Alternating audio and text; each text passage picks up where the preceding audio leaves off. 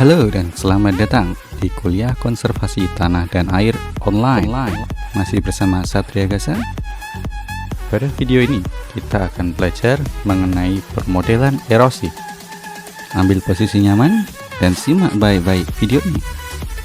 Jika ada yang perlu didiskusikan, silahkan jangan ragu kontak saya atau tinggalkan pesan di kolom komentar.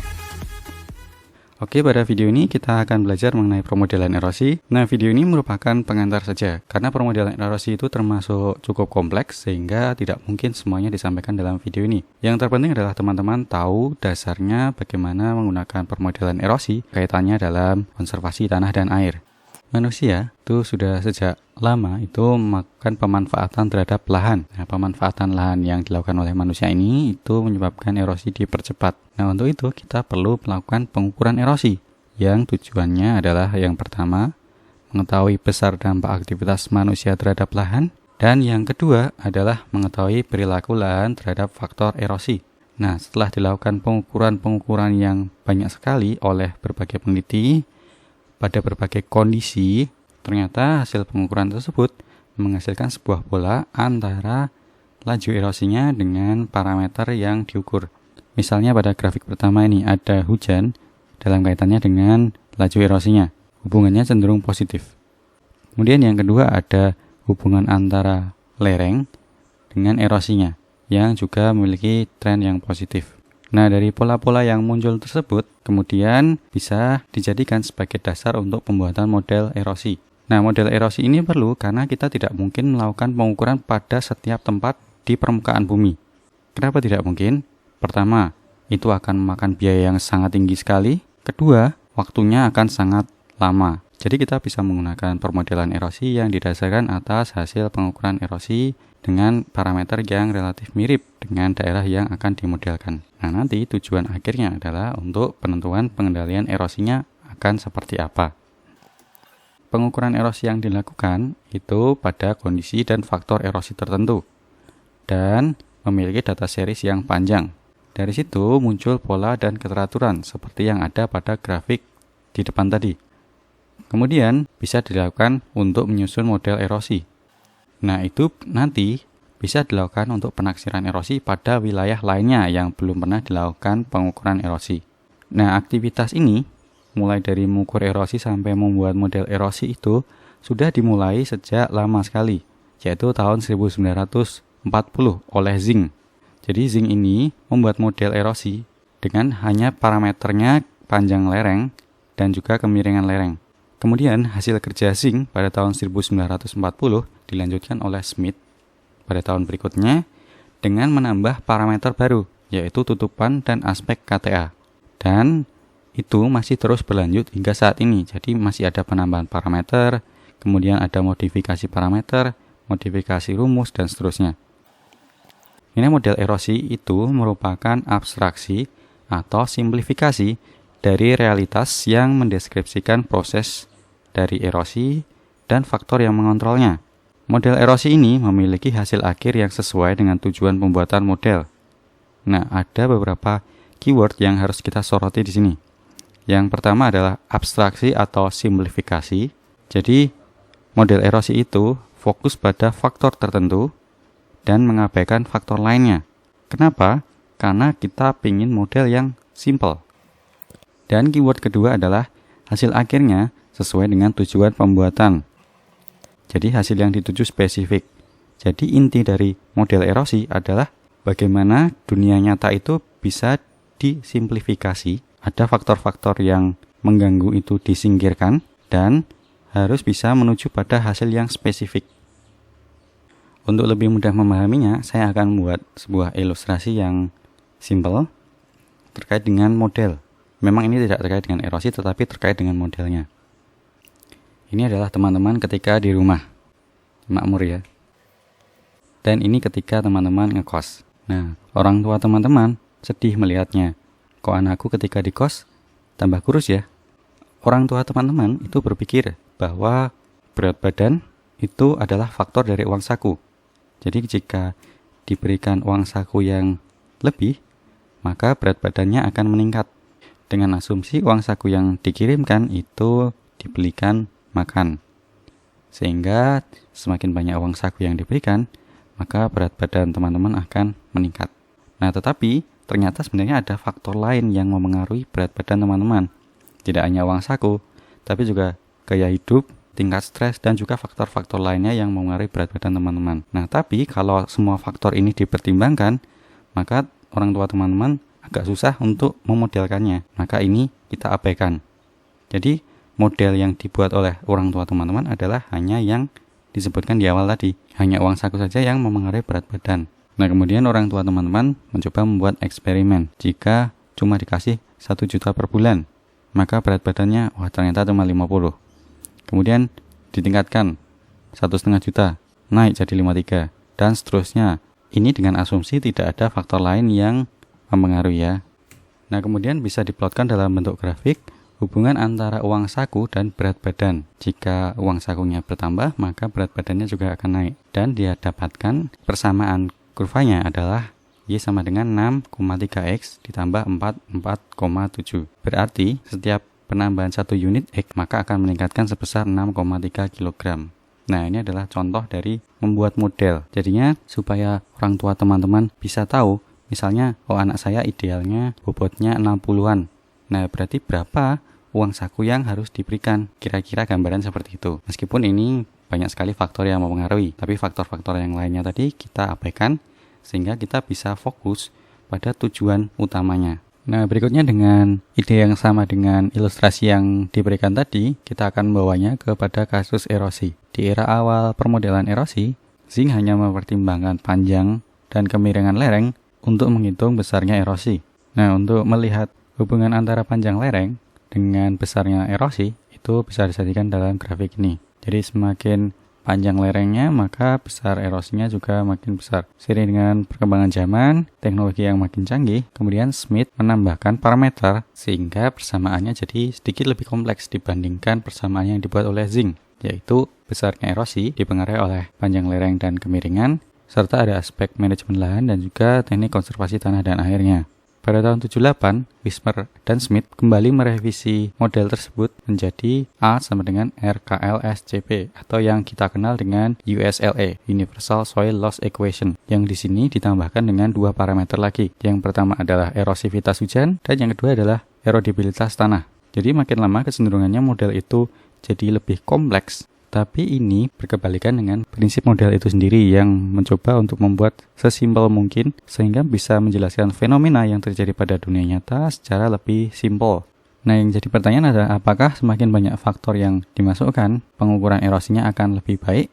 Ada penelitian yang dilakukan oleh Rana Singhe tahun 2013. Hasil penelitiannya itu adalah penambahan parameter dan tingkat kecanggihan atau kerumitan pada semua model tidak selalu mengarah ke hasil yang lebih baik, tetapi bisa jadi malah bersifat kontraproduktif. Oke, berikutnya akan saya jelaskan mengenai alur permodelan erosi. Yang pertama selalu ada input. Jadi data input itu adalah hal yang dimasukkan ke dalam model. Kemudian selalu ada proses di dalamnya. Nah, input dan proses nanti sangat tergantung dengan model apa yang kita gunakan. Setelah itu ada output. Jadi hasil dari input yang sudah diproses. Setelah itu perlu dilakukan pengujian terhadap model. Pengujiannya ada 2, ada analisis sensitivitas dan juga rasionalitas. Nah, analisis sensitivitas ini adalah mengindikasikan seberapa sensitifnya perubahan output jika input diubah. Parameter input yang sangat sensitif perlu dilakukan perlakuan khusus dalam pengukuran. Berarti ketika kita menghimpun data, parameter yang sensitif tadi itu harus dihimpun dengan cara sehati-hati mungkin. Karena kesalahan sedikit saja itu bisa menghasilkan perbedaan hasil yang lumayan besar. Kemudian untuk rasionalitas itu untuk mengetahui apakah hasil permodelan sifatnya rasional atau sesuai teori atau tidak. Contohnya seperti ini. Jika slope lebih besar, maka erosinya makin kecil, itu tidak sesuai dengan teori. Teorinya adalah slope makin besar, maka erosinya juga makin besar. Maka ini yang benar. Nah, jika hasil permodelan itu menunjukkan hasil yang atas, itu berarti perlu dicek ulang. Mungkin ada yang salah karena output yang dihasilkan itu tidak sesuai dengan teori. Setelah itu ada kalibrasi model. Nah, kalibrasi sendiri adalah penyesuaian dari parameter modelnya. Yang terakhir adalah validasi model. Nah, validasi model ini adalah untuk mengecek seberapa dekat hasil dari model dibandingkan dengan hasil pengukuran dan pengamatan di lapangan. Jadi nanti semakin jauh simpangannya, maka akurasi model tersebut semakin buruk. Begitu juga sebaliknya. Pemodelan erosi ini ada banyak sekali. Coba kita akan kupas satu persatu. Yang pertama adalah physically based, yang kedua adalah stochastic, dan yang ketiga adalah empirical atau empiris. Yang physically based itu adalah model yang didasarkan dari hukum kekekalan massa yang menggunakan persamaan kontinuitas. Hukum kekekalan massa itu adalah yang energi tidak bisa diciptakan ataupun tidak bisa dimusnahkan. Jadi dalam hal ini adalah besarnya erosi itu sama dengan besarnya sedimentasi. Tidak ada yang hilang. Nah, itu adalah yang dimaksud dengan hukum kekekalan massa di dalam pemodelan erosi. Kemudian yang stokastik adalah menggunakan persamaan matematika yang kompleks, melibatkan parameter random untuk memprediksi erosi pada berbagai macam kondisi. Kemudian yang terakhir adalah empirical. Yang ini adalah model yang dihasilkan dari observasi dan eksperimen yang sifatnya statistik. Nah, empirical ini bisa dibagi menjadi beberapa. Yang pertama adalah black box. Black box ini hanya diketahui input dan output. Contohnya adalah besarnya debit sedimen sama dengan besarnya debit aliran dikalikan dengan A pangkat dengan B. Nah, A dengan B ini nanti tergantung dengan daerah yang dikaji. Kemudian yang kedua adalah gray box. Yang gray box ini adalah hanya diketahui input, output, dan sedikit proses. Sebagian besar model itu merupakan gray box. Dan yang terakhir adalah white box. Nah, white box ini itu diketahui input, output, dan diketahui proses secara rinci. Ini adalah gambaran dari white box, gray box, dan black box. Jadi yang semakin rinci itu adalah yang white box, sementara yang black box itu semakin tidak rinci. Nah, saya akan menjelaskan lebih lanjut mengenai 3 hal ini. Nah, setiap proses modeling itu selalu mulai dari input, proses, dan output.